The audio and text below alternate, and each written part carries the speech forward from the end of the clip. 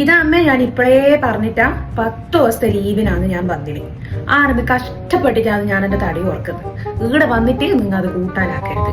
ചോറും കൂട്ടാനെല്ലാം ഞാൻ കഴിക്കും, പക്ഷെ ആഴ്ചയിൽ ഒരു ദിവസം ഒരു നേരം.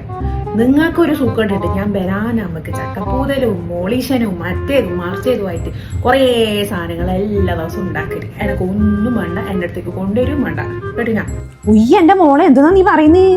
ഈ ഡബ്ബയിൽ നോക്കിയായിട്ട് എനിക്ക് വേണ്ടിട്ട് എന്തെല്ലാനാ ഞാൻ മേടിച്ച് വെച്ചിനി.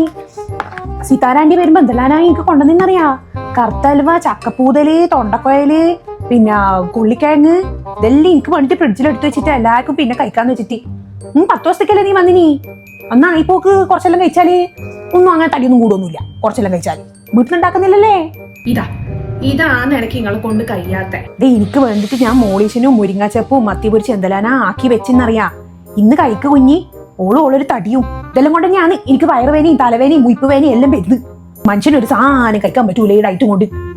വന്നിട്ടായിരുന്നു അവിടെ പോയിട്ട് എപ്പോഴും ചാടും തുള്ളലും ചെയ്യുന്നില്ലേ?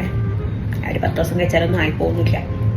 ഇനി അവിടെ പോയിട്ട് വീണ്ടും കഷ്ടപ്പെടാം. രണ്ടിപ്പെന്ന് പറയണ്ടു ഇങ്ങനെയൊക്കെ തന്നെയല്ലേ കഴിക്കാൻ പറ്റുള്ളൂ. ആ അമ്മേ, ആ ചോറും മോളീഷനെല്ലാം എടുത്തേ, ഞാൻ കഴിച്ചേക്കാം.